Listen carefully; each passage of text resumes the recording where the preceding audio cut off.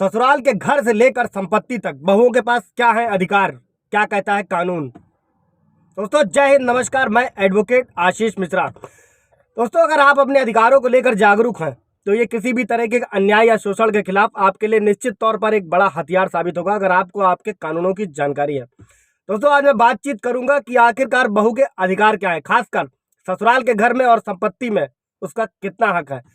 दोस्तों लिंग के आधार पर अधिकारों में भेदभाव समानता के सिद्धांत के खिलाफ है दोस्तों, लेकिन अगर नियमों के बावजूद देखा जाए, इतने सारे नियम कानून होने के बावजूद महिलाओं के साथ अधिकतर भेदभाव होता है, ये एक कड़वी हकीकत है। और इसकी एक बहुत बड़ी वजह है अधिकारों को लेकर जागरूकता का अभाव।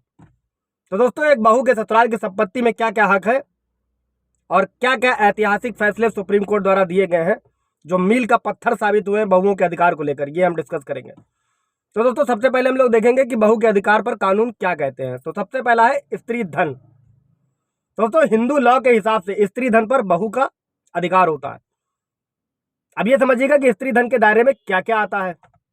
तो दोस्तों विवाह से जुड़े रीति रिवाज, जो कुछ भी महिलाओं को मिलता है, चल अचल संपत्ति हो, गिफ्ट हो, उस पर महिला का ही अधिकार होता है। सगाई, गोद भराई, बारात, मुंह दिखाई, बच्चों की जन्म पर जो भी नेक से लेके गिफ्ट से लेके जो कुछ मिलता है उस सब पे महिला का अधिकार होता है, उसे ही कहते हैं स्त्री धन। और उस स्त्री धन पर बहू का ही कानूनी अधिकार होता है, ना कि बेटे या परिवार के किसी अन्य सदस्य का कोई हक नहीं बनता है। और दोस्तों साथ में ही विवाहित महिला अगर कोई है तो उसको उसके स्त्री धन से वंचित नहीं किया जा सकता है, और अगर ऐसा किया जाता है तो वो घरेलू हिंसा के दायरे में आएगा। दूसरा दोस्तों, किसी भी महिला को जो विवाहित है, बहू है, उसको गरिमा और आत्मसम्मान के साथ जीने का अधिकार है। जिस तरह से उसका पति उसकी लाइफस्टाइल तरीके से जीता है, गरिमा के साथ जीता है, उसी तरीके से बहू को भी यातना मुक्त जीवन जीने की वो अधिकारी है। और अगर ऐसा नहीं है तो वो भी घरेलू हिंसा के दायरे में आएगा। दोस्तों इसी तरीके से ससुराल में जो घर होता है उस पर बहू का अधिकार होता है। महिला जिस घर को अपने पति के साथ साझा करती है वो ससुराल का घर कहा जाता है। वो चाहे रेंट पे लिया गया हो या आधिकारिक तौर पर दिलाया गया हो या पति के स्वामित्व वाला हो या रिश्तेदारों के स्वामित्व वाला हो, महिला के लिए वह ससुराल वाला घर यानी मैट्रिमोनियल होम है। दोस्तों Hindu adoption act maintenance act 1956 Hindu दत्तक और भरण पोषण कानून के तहत हिंदू पत्नी को मैट्रिमोनियल घर में रहने का अधिकार है, भले ही उसके में स्वामित्व हो या ना हो। और वो घर चाहे पैतृक हो, ज्वाइंट फैमिली का हो, स्व अर्जित हो, किराए का हो, हर तरह से उसका उस पर हक माना जाएगा। तो दोस्तों ये साफ है कि महिला को अपने मैट्रिमोनियल होम में रहने का अधिकार है, लेकिन ये तभी तक है जब तक उसके पति के साथ उसके वैवाहिक संबंध है, यानी कि वो मैरिड है, तब तक। हाँ दोस्तों, हालांकि पति से अलग होने के बाद भी पत्नी उसके लाइफस्टाइल के हिसाब से जीने के लिए भरण पोषण की अधिकारी होती है। पति से पैदा हुई संतानों पर भी यही लागू होता है। दोस्तों किसी वजह से वैवाहिक रिश्तों में खटास के बावजूद पति अपनी पत्नी और बच्चों के रहने, खाने, कपड़े, पढ़ाई लिखाई, इलाज वगैरह की जिम्मेदारियों से मुक्त नहीं हो सकता। इसके लिए उसे भरण पोषण देना होता है। अच्छा दोस्तों समझेंगे कि साझे के घर पे सुप्रीम कोर्ट ने कई ऐतिहासिक फैसले दिए हैं, उन केसों को मैं आपसे डिस्कस करूंगा। दोस्तों अक्टूबर 2020 सुप्रीम कोर्ट, बहू को साझे के घर में रहने का अधिकार है या नहीं। तो दोस्तों दिसंबर 2006 में सुप्रीम कोर्ट के 2 जजों की बेंच ने फैसला दिया था। जस्टिस तरुण बत्रा केस में जस्टिस एसबी सिन्हा और मार्कंडेय काटजू की बेंच ने कहा था कि एक पत्नी केवल अपने पति की संपत्ति पर अधिकार होता है, वो साझे के घर में अधिकार का दावा नहीं कर सकती है। हालांकि अक्टूबर 2020 में जस्टिस अशोक भूषण की अगुवाई वाली जो 3 जजों की बेंच थी, सुप्रीम कोर्ट ने 2006 में इस फैसले को पलट दिया था और अपने फैसले में यह स्पष्ट किया था कि घरेलू हिंसा की शिकार किसी भी महिला को ससुराल के साझे के घर में रहने का कानूनी अधिकार है। इसी में दोस्त एक केस आया था मई 2022 में, सुप्रीम कोर्ट ने साझे के घर का दायरा बढ़ाया था। इसी साल मई में सुप्रीम कोर्ट ने साझे घर वाले यानी शेयर हाउस होल्ड की व्याख्या करते हुए बताया था कि महिला को उसमें रहने का अधिकार है, और ये एक ऐतिहासिक फैसला साबित हुआ था। दोस्तों कोर्ट ने अपने बेंच में कहा कि महिला के पास साझे वाले घर में रहने का अधिकार है। वह महिला चाहे किसी भी धर्म से ताल्लुक रखती हो, चाहे माँ हो, बेटी हो, बहन हो, पत्नी हो, सास हो, बहू हो, घरेलू रिश्ते के तहत आने वाली किसी भी श्रेणी से ताल्लुक रखती हो, उसे साझे के घर में रहने का अधिकार है, उसे घर से नहीं निकाला जा सकता।